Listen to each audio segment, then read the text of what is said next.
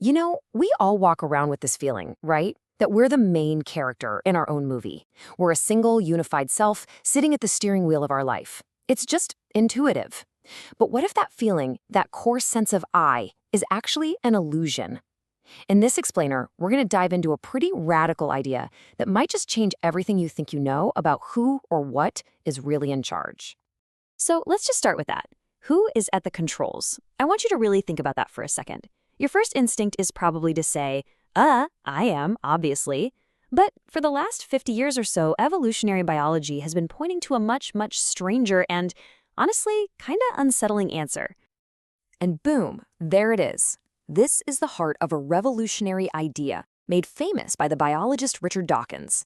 He flips the whole script. He says we aren't the main characters in the story of life. We are the vehicles, the temporary survival machines. The real stars of the show, the immortal players at the center of it all, they're our genes. Okay, to really get this, you've got to separate two totally different things. First, there's the replicator. In our case, that's the gene. It's the digital information, the blueprint. It is, for all intents and purposes, immortal, passed down through the eons. And then there's the vehicle. And, well, that's us, our bodies. We're the temporary machines built by these replicators for basically one job, to make more copies of themselves.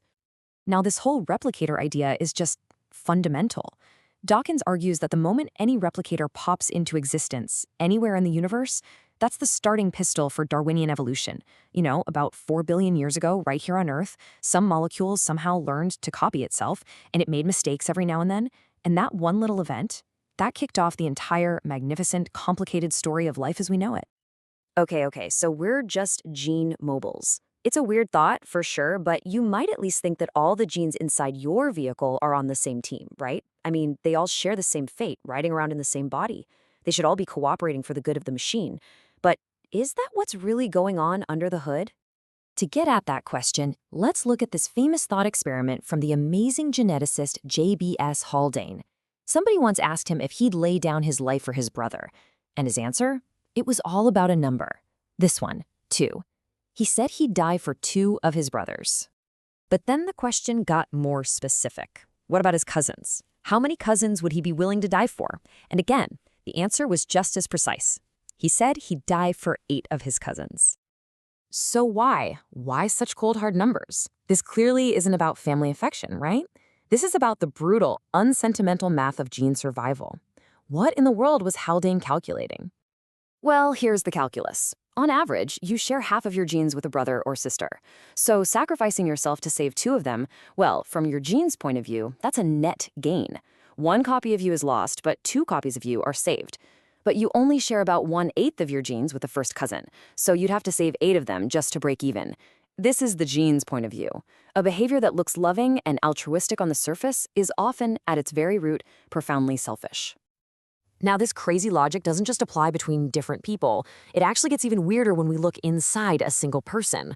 According to the evolutionary geneticist David Haig, your genome isn't some happy cooperative team. It's more like a political battlefield. And this is because of something called genomic imprinting, where genes literally remember if they came from your mom or your dad, and they act on totally different agendas.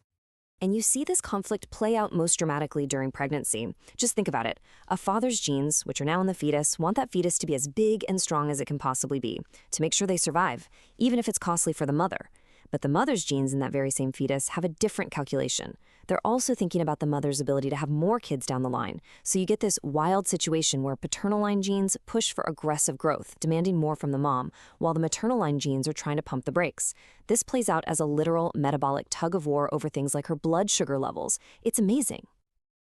And this internal conflict, this war between competing factions of genes, it's not just physical. It goes all the way up into our psychology, maybe even into the very structure of our consciousness. You know that feeling when you're conflicted or indecisive, pulled in 2 different directions? Maybe that's not a bug. Maybe it's a feature of a mind that was built by rival genetic interests.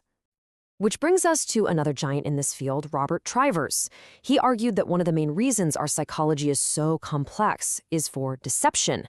We're social animals, we're always maneuvering, and you know what the best strategy is to be a convincing liar to other people? It's to first become a convincing liar to yourself.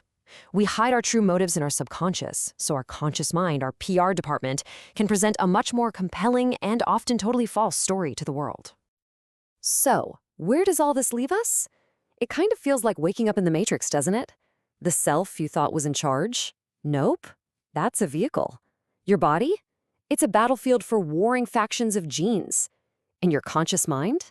Well, that's the PR team, spinning stories to itself so it can sell them better to everyone else.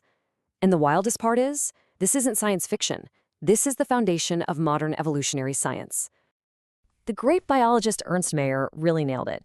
The fact that evolution happens is, well, it's not really up for debate among scientists anymore. The real work now is in explaining the mechanisms, the how and the why. And this gene's eye view, this story of selfish replicators building and battling inside temporary vehicles like us, it's the most powerful explanation we have for the complexity, the beauty, and, yeah, the often brutal logic of life. And so that brings us all the way back to where we started, but with a new, much sharper edge. If you are not one single thing, but a temporary coalition of rival genes, each with agendas that have been shaped over billions of years, then who exactly is the you that's experiencing this moment right now? It's a pretty profound thought to leave you with. Thanks for diving into this with me.